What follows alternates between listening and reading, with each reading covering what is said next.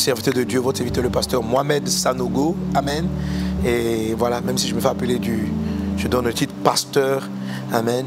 Dieu nous fait la grâce d'exercer dans le ministère prophétique. C'est pourquoi c'est un enseignement, c'est une école majeure. C'est notre deuxième saison. Est de quoi noter, est de quoi écrire, et toutes choses. Fais l'exercice que je te donnerai empoisonné. Alors tu vas te rendre compte par exemple que tu peux commencer une œuvre et dans l'œuvre qui est principalement de Dieu, là c'est surtout le cas de Caïn et Abel, qui est principalement l'œuvre de Dieu, il y a des aspects à l'intérieur qui viennent de la chair. Dans une vie d'adorateur sacrificiel, on brûle et on consume tout ce qui est né de nous par la chair. C'est dans quoi je veux que tu rentres avec l'école des prophètes saison 2. C'est cette capacité de parler et de voir la parole être libérée et corriger les choses qui doivent l'être. L'ennemi combat les croyants. Il est un ennemi invisible, mais il combat régulièrement cette puissance qui est dans l'air, dont l'apôtre Paul parlait, qu'on appelle la puissance de l'Antéchrist. Si vous n'avez pas le prophétique, si vous ne fonctionnez pas dans le prophétique, ça sera compliqué, différent. Voilà. Donc, le don prophétique, c'est ce qui permet de transporter une puissance dans l'invisible et pour que la puissance puisse t'atteindre. Je l'ai appelé cette formation évolution prophétique. Et nous allons aborder à peu près 4 classes de prophètes. Est-ce que tu sais Jésus? Il dit voilà, sur mes serviteurs et mes servantes, dans ces jours-là, et nous sommes dans ces jours, je répandrai de mon esprit et ils prophétiseront. Les autres dons sont utiles, mais le prophétique est indispensable. Si tu n'as pas l'onction prophétique, que tu n'as aucune idée de comment il va s'opposer à ton mariage, le don de la prophétie va te permettre de discerner. De la même manière, vous avez des blocages professionnels, sociaux, spirituels même. Spirituel, ouais. Beaucoup de pasteurs sont des blessés de guerre. Tu les vois, ils font le travail pastoral, mais ils ont des réactions que tu ne comprends pas. Mais ça date de leur passé. Que dans le nom de Jésus-Christ de Nazareth, qu'à cette école-là, l'opprobre du monde, l'opprobre de ce qui t'a tenu captif. L'Égypte, c'est quoi? L'Égypte, c'est tout ce qui tenait captif ton passé.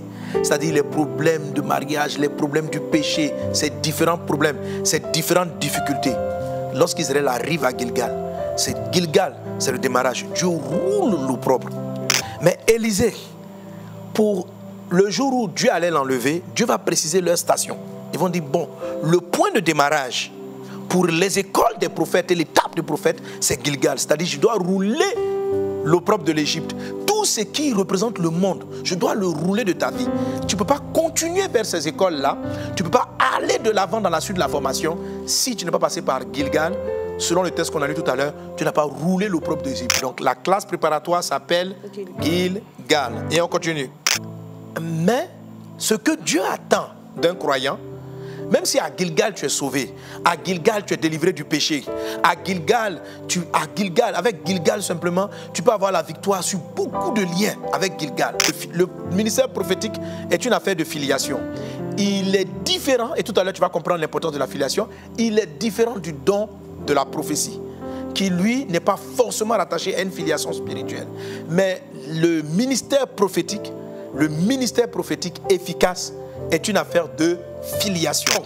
Les prophètes, on peut prophétiser, on peut même avoir un ministère prophétique sans être fils. Mais les prophètes qui vont renverser, combattre les puissances antéchristiques, c'est quoi la puissance antéchristique? Qui est Élie? Qui sont Élie et Élisée? Ils sont une image du type de prophète que Dieu va utiliser dans les temps de la fin. Et il a dit, Jézabel a tué les prophètes.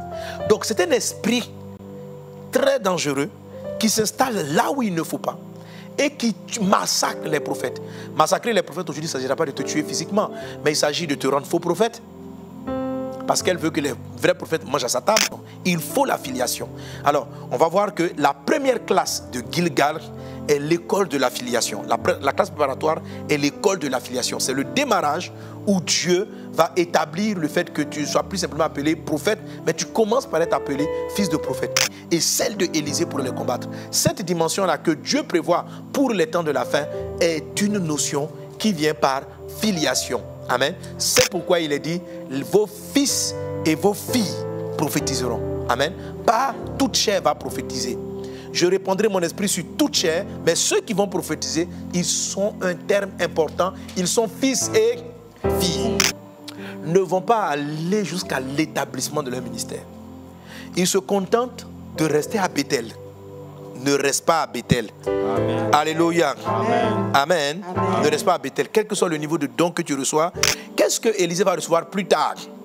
Parce que je vais commencer à développer le préparatoire maintenant. Qu'est-ce qu'Élisée va recevoir plus tard? Qu'est-ce que les autres n'avaient pas? Ils n'avaient pas reçu le manteau. Ils n'étaient pas capables d'ouvrir le Jourdain en deux. Les matières de la classe préparatoire.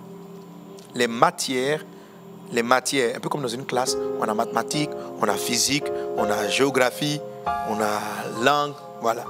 Dans une classe, on a des matières. Donc les matières qu'on va travailler, on a la matière de la filiation divine. La filiation divine. Alors, dans la filiation divine, on parlera, parce qu'on parle de fils, on va parler d'abord de fils de Dieu, de fils de prophète, et puis de la voix du Père, comment on reconnaît la voix de son point différent. Alors, les valeurs du prophète, ou bien l'éthique du prophète au niveau de la classe préparatoire, c'est la serviabilité, la disponibilité, la fidélité, et puis pour libérer les captifs. Je dis, ah bon, il dit pour publier l'année de grâce, il dit l'année doit être publiée. Il dit, mon fils, rien n'arrive sans ma parole. Rien. Donc il faut publier. Si tu ne publies pas, ça ne peut pas arriver. Il faut bien quelqu'un qui annonce que le malade va être guéri avant qu'il ne soit guéri. Amen. Il faut l'annoncer. Alléluia. Donc annonce. Il y a la prédication, il y a la proclamation, il y a la publication et il y a l'enseignement. L'enseignement est très important. Mais l'enseignement n'arrête pas le fait de publier. Et le fait de publier ne doit pas sous-estimer l'enseignement, les fondamentaux. L'enseignement construit une personne. La publication délivre une personne.